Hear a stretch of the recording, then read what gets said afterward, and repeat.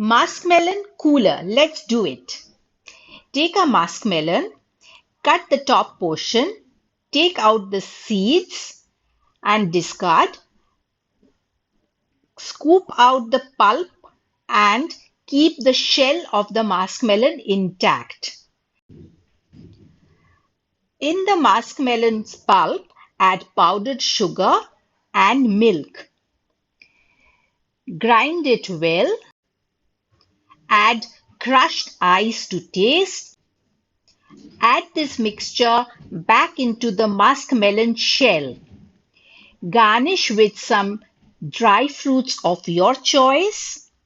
I have used cashews, pistas, and almond flakes. Finally, with a sprig of mint.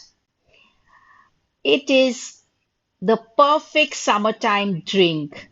Dig in.